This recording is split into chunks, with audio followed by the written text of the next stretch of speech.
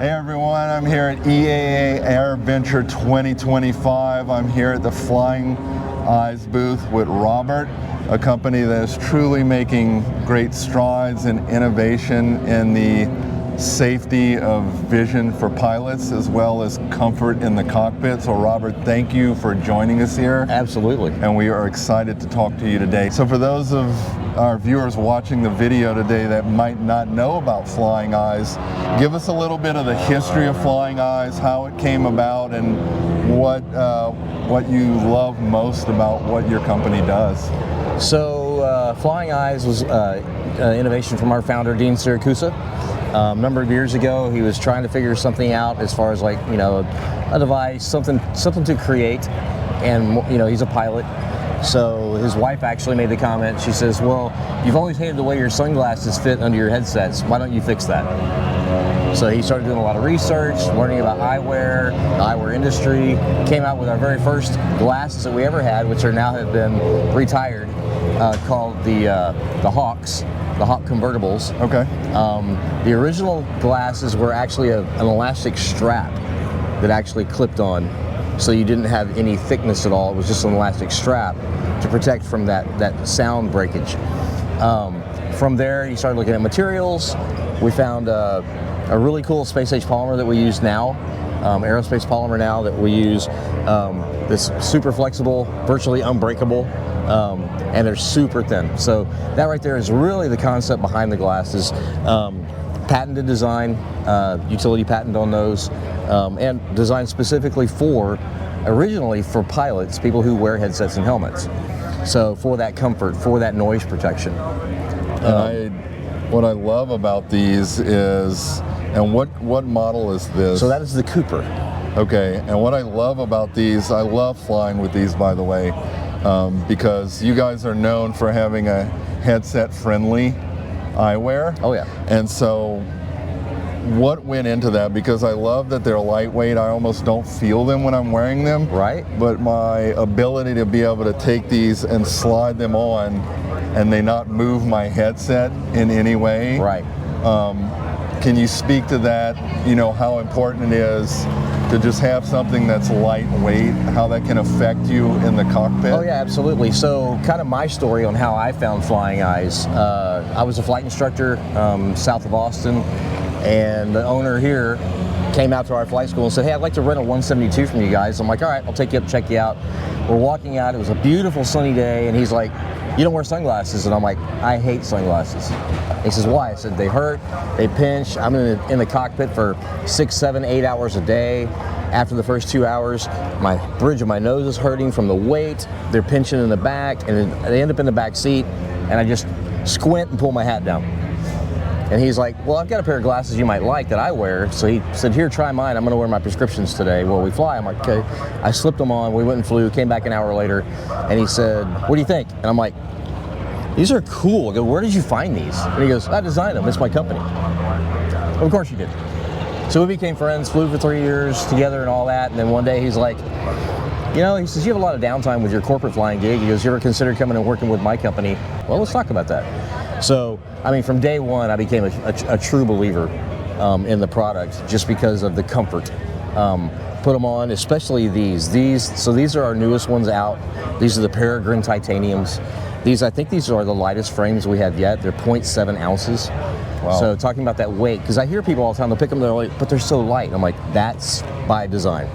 Because when you put them on, you don't want 3, 4, 5 ounces sitting on your nose. And that's what I love about these, the way the new bridge is designed.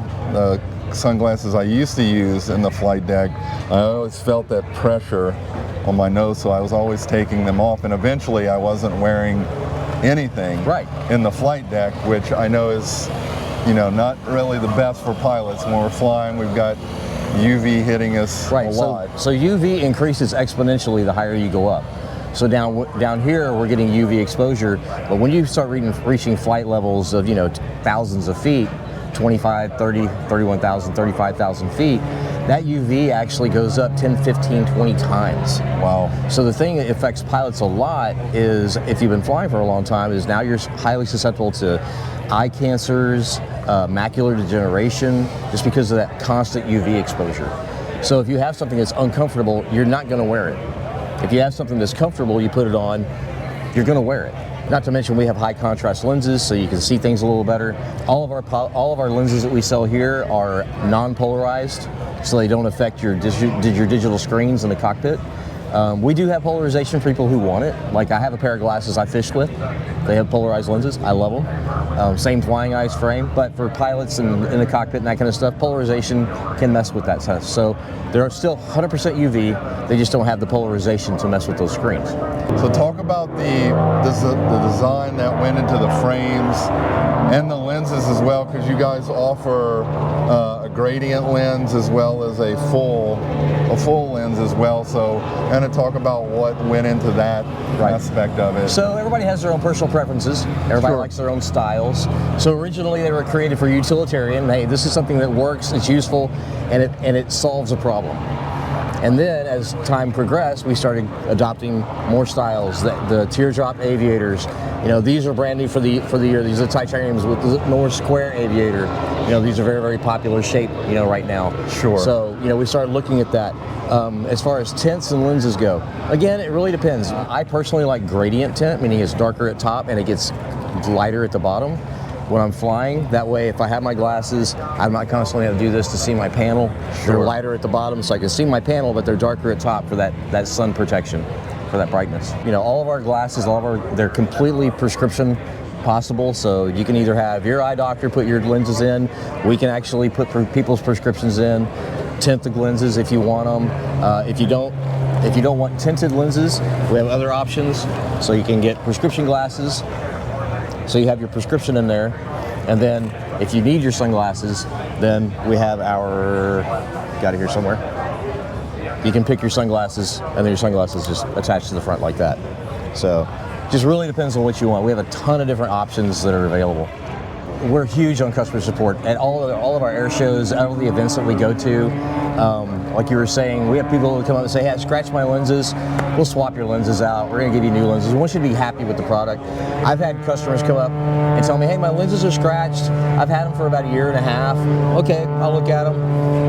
And then I'll notice that the frames are a little worn. They just, been kind of beat up a little bit. And I'm like, you know what, I'm just going to get you an entire new pair. What do you want? Do you want the same thing? I'll even let you swap out and get a different style if you want a different style this time. Customer support for us it's huge, because word of mouth and how we take care of our customers is very, very important.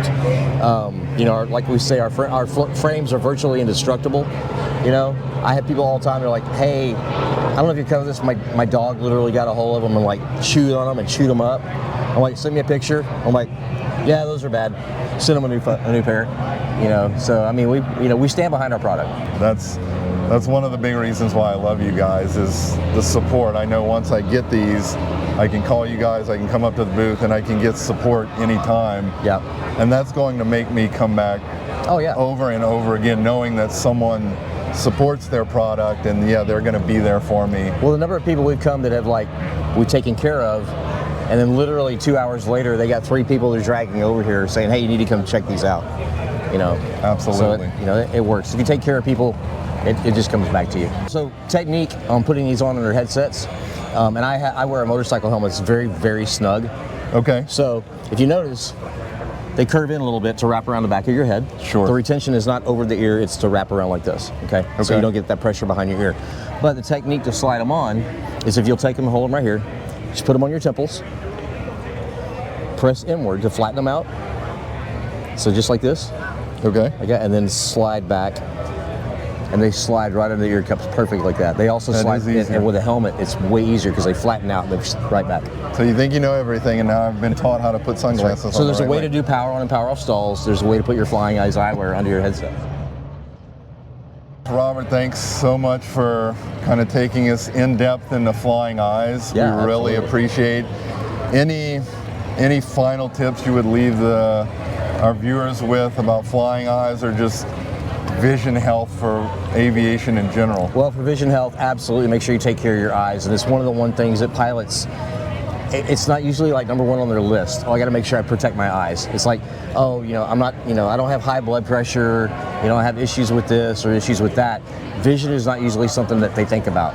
Not until after the fact, they go to the eye doctor like, oh, you have floaters or you have macular degeneration, and they're like, well, now what? Well, now it's just kind of a slow progression. So if you could protect that way ahead of time, wear your glasses, protect your eyes in the cockpit for sure.